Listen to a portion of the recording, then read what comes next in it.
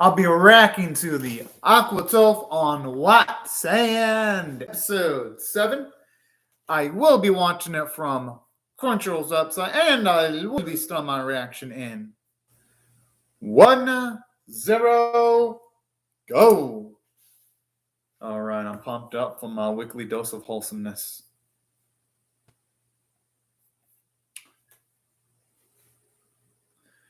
Huh. I'm really liking the relaxing vibes right now. Or never mind. My mind is going to be on the Great Skiller. Although it makes me wonder, how in the world did he get himself in that situation? Especially to be arguing against the Great Skiller. Either way, I can't wait to find out.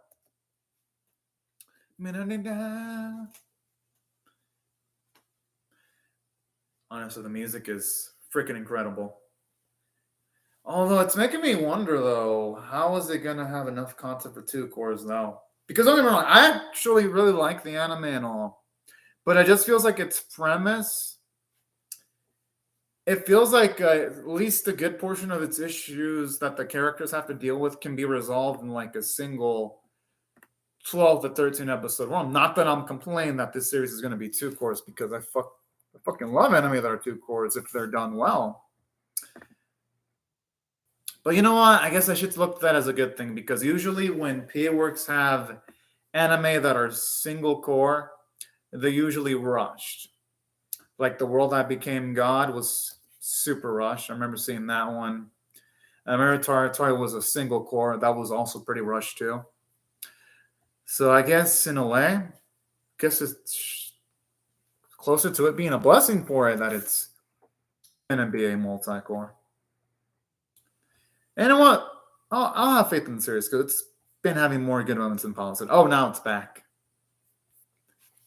Yeah. Whoa. Oh. Hey, you know what's actually some significant improvement. Aww.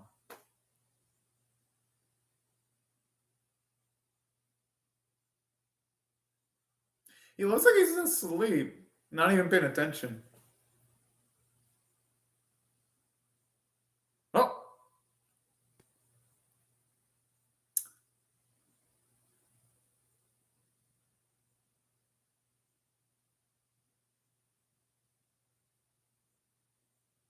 Honestly, yeah, she has to take consideration for the work-life balance of the workers.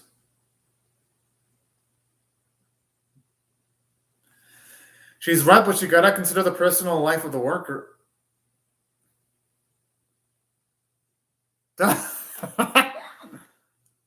Yeah, exactly. That's what I'm thinking too. Because if your work is too much, there's gonna be burnout. And not just that, yeah, she does need a break. Yeah, Yumion is pretty old too. No offense to older folk.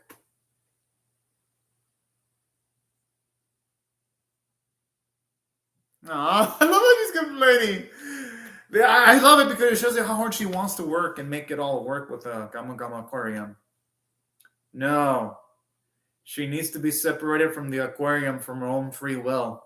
Yes, I understand free will and all that, but there are certain moments where people need to be protected from themselves. And Kakuru is definitely one of them girls that needs to be protected from herself. Might as well go out with the full cliches at this point. Have someone that also bring in a so that they can break it with like a bat and blindfold. That'll just fill in all the nice beach cliches, which I don't mind. As long as you get nice character development in between the beach festivities, I actually like beach episodes if they do that. If when they do anything beyond that where I lose faith in an anime. Like my Getsu opening act, that had beach sequences that didn't contribute jack shit to the plot.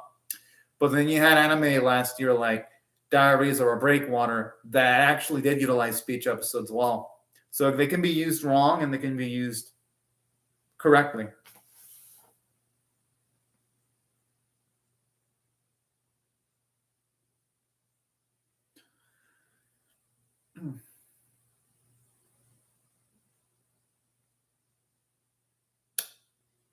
Sunblock? She could always use sunblock. Hmm.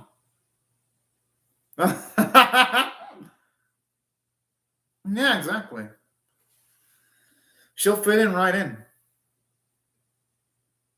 I like Fuka's shyness there, though. I mean, I guess PA works can make every episode look spotless. There's really there was a fan service episode earlier this week, Mother of the Dormitory, that actually did really animate well. It's fan service episode here. It's a montage, but you know what? Since all the episodes in the series have looked good, I'm not going to be too harsh on it. But I still got to comment on the lack of animation quality because I did see the Dormitory anime yesterday that had a really well animated fan service episode.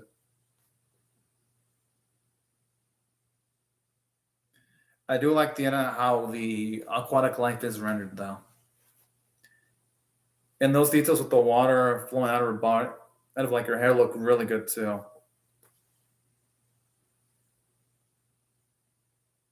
You know what I like here? I like how it relates the work at the aquarium and the sea life there to the sea life in the actual sea, or should I say the actual beach.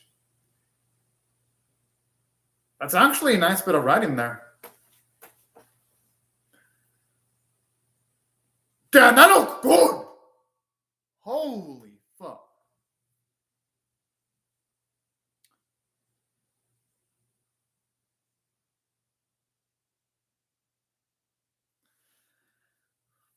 I mean, hey, it's kind of convenient though.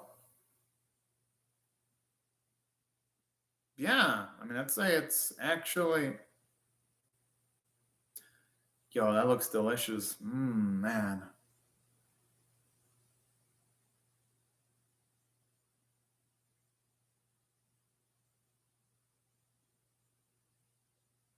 Oh, look at it. I wonder why they are looking at the girl as if she were bad news, though. Aww.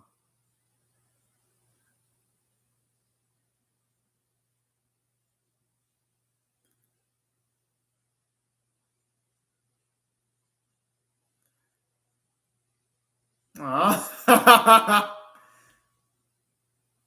Whoa! Ah, what does that have to do against Kukuru?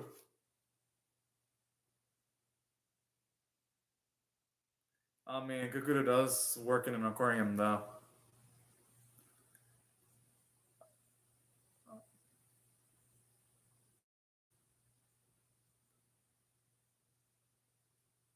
I love the teething. I love the salt. Whoa!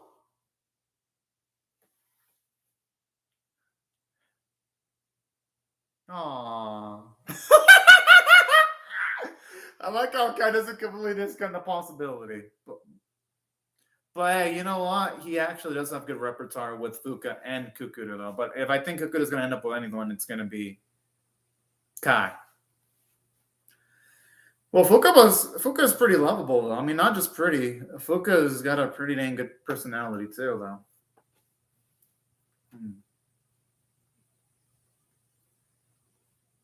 Oh. That explains why she has had so much freedom in the previous episode, then, to do things like experimenting. In fact, find out information on, say, selling ice cream or selling icy treats and things of that nature.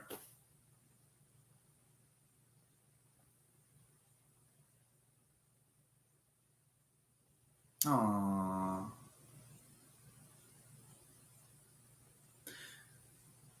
You know, that explains why her bond with Fuka is kind of strong, too.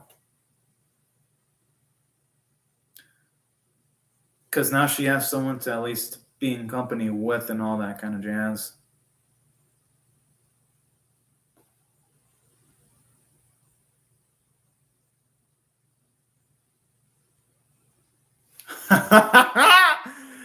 It's like she read her mind.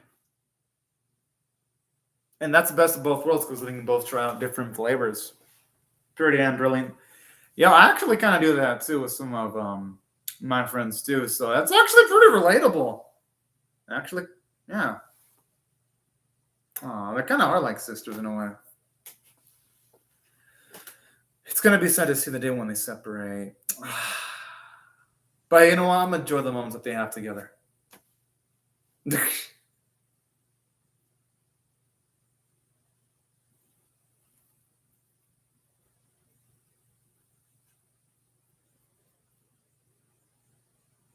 Gamma, gamma, aquarium. I honestly love that name for the aquarium.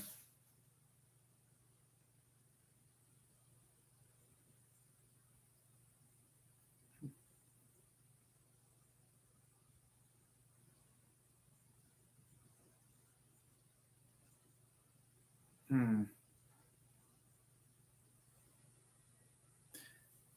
I wouldn't be surprised if you already noticed the presence of his granddaughter.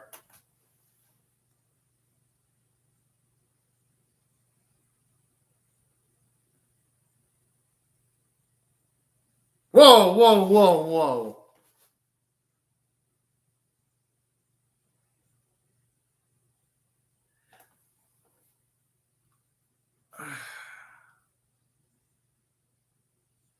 Hope it only means that he's only trying to get them prepared in case it happens and not something that it's inevitable. I really hope the grandfather is talking about it in that manner.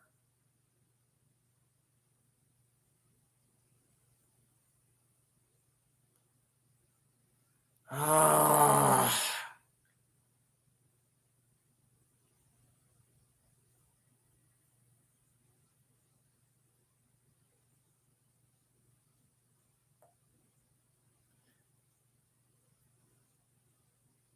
You know what I like about this scene? It shows that even though Kuya, it's been shown that he doesn't like overwork that much. It shows you that he kind of does care, though. A good deal. He just doesn't show it too much on the outside. That really says a lot about him in a good way. Especially when he made the line that he's not even thinking about looking for another job.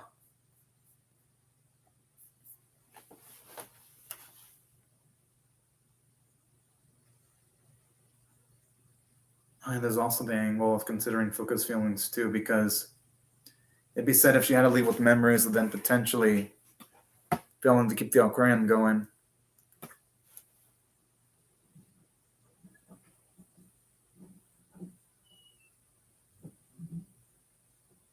Can't blame him. I mean, yeah, it's good to pray for something good to happen, but it's best to prepare for the worst.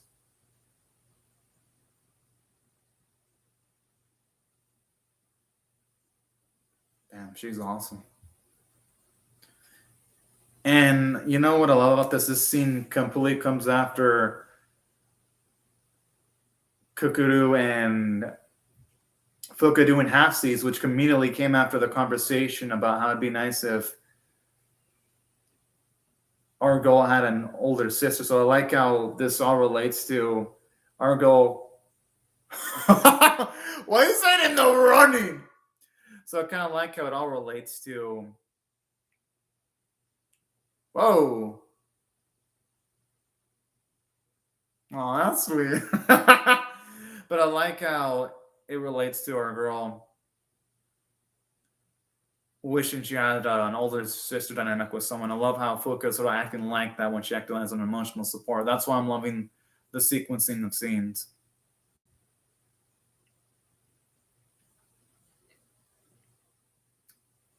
Hmm. I wonder what's gonna set up.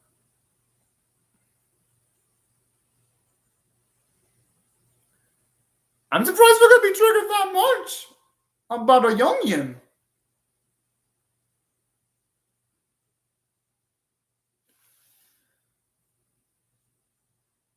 Why? Oh, okay, that makes sense.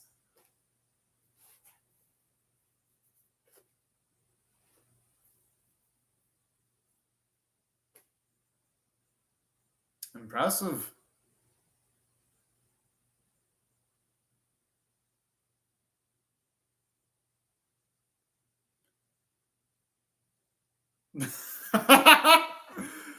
Oh man.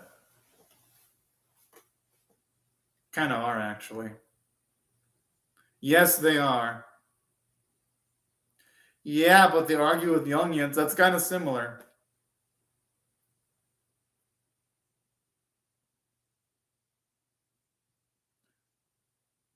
But if you,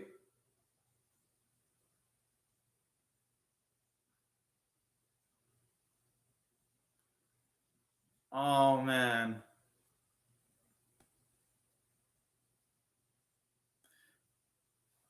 I mean, the thing is, though, Mao does sound a bit like he ruffles someone's feathers. I wouldn't blame our boy for trying to compete earnestly against him. I'm just saying. Yes, I understand trying to make the kid look good in front of Kai's sister and all that. I mean, I get that. But someone has a pride, you know.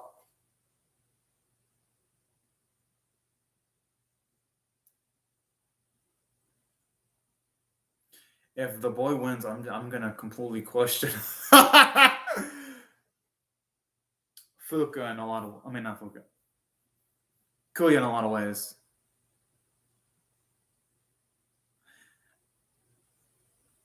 Yeah, I mean, honestly, getting a win, even at exactly, he wouldn't feel proud of himself. Well, hey, talk about making it a high stakes race.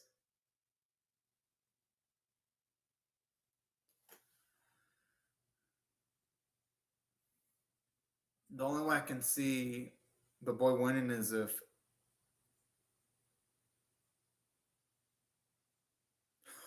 I just love Kuya's lack of chill.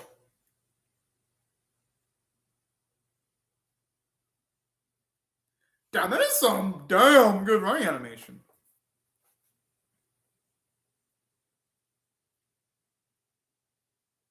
I'm kind of rooting for both of them. I actually like them both. Yes, it's a cop out. But he just barely won. I don't think he's proud about being a.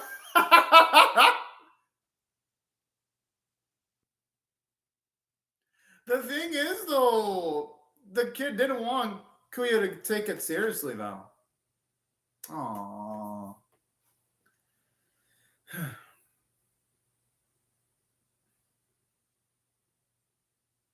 Yeah, I mean, Rua didn't actually try his best.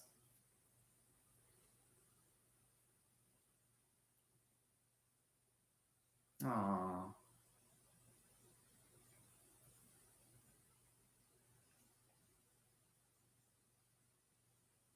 I wouldn't be surprised if that's one of the reasons.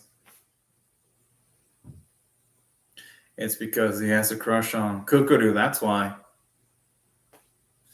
I mean, with the way he blushes when he's in front of his girl, and plus, whenever you have Maho talking, which is like, oh yeah, don't marry Kukuru, marry someone like Ruka instead, it says a lot.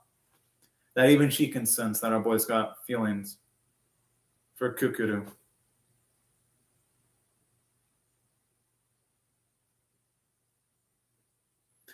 Makes sense. I mean, Kukuru doesn't seem like he'd be out for things like casual hangouts, anything of that nature.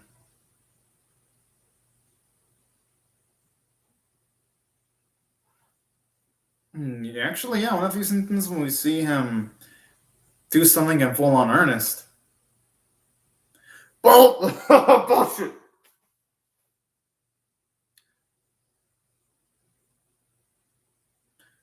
But it's actually nice seeing him lower his guard there.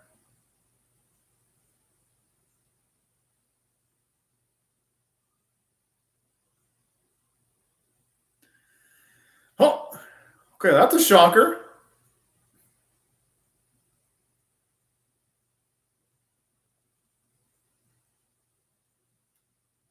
Whoa, whoa, whoa. This same. The same Kuya. Oh yeah, Kuya is good looking, but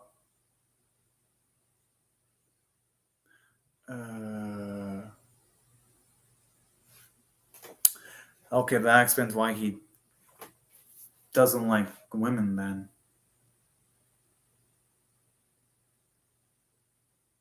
Whoa, whoa, whoa! What the fuck? I mean, okay, you know what?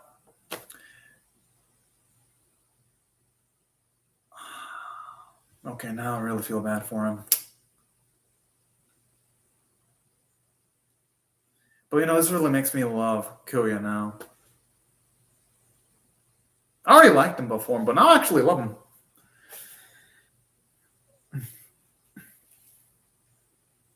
Hopefully, he can go back and complete school one of these days.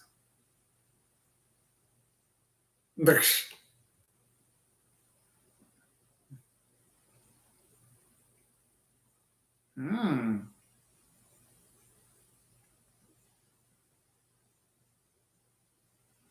I'm pretty sure he's gonna know all the answers.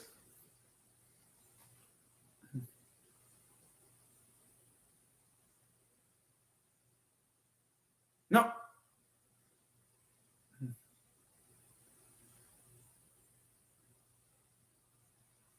But I love that though. Shows you how passionate the grandfather is at the job too. Well, we already knew he was super passionate, but just things like that make it tangible how passionate he is.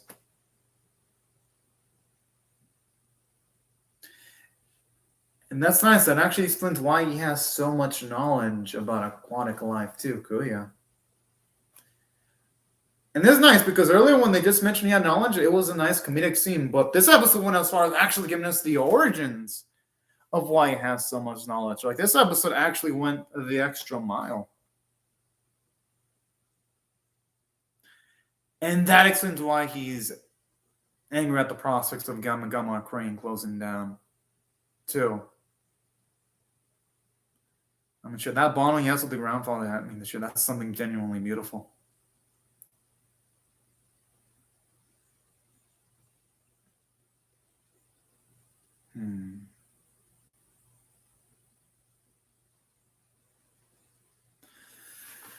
I mean, Kokuto probably could. It's just that it would hit her harder than the others. Like, it would probably put her in, like, extreme emotional stress. And I wouldn't blame her girl for feeling like that. But simultaneously, it probably hit her harder because I wouldn't be surprised if the aquarium closing down would change her the most. Like, I wouldn't be surprised if say the aquarium were closed down, Kokuto would want to just stop doing things like going to school for a while, maybe shutting herself off from other people. Like, it wouldn't surprise me one bit. Like, things like that. But yeah, I think she'd be able to handle it. I mean, because I think our girl's a strong person. But strong people, even the strongest people, do have the breaking points, though. That's I mean, ain't that simple? So yeah, I don't think it'd break her, but it wouldn't do her any favors. But they do say adversity can turn crude stones into gems and jewels, though. So I guess if I look at it that way, it wouldn't be an absolutely hopeless situation if the aquarium were to be lost. But yeah, it would be a pretty bad situation regardless, because even a few episodes ago, it even emphasized how much the Gamma Gamma Crane even gave other people good experiences.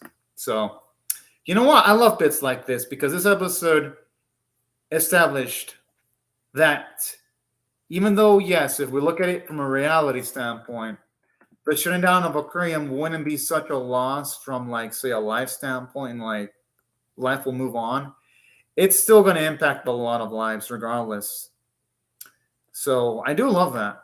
Because now, I mean, shit, I was already, a few episodes ago, I even said, oh man, I like this old man. I hope he can come back to this aquarium. But then when episodes like this, it's like, shit. Now the aquarium goes and it shuts down. It wouldn't just be Kukuru and her immediate family affected. It would be people like Kuya that'd be affected too. And that's what I love. Because even though this episode didn't progress the plot super fast per se, it didn't need to. Because it establishes that the shaved ice idea didn't work, but the other ideas did, like social media and the touch pools.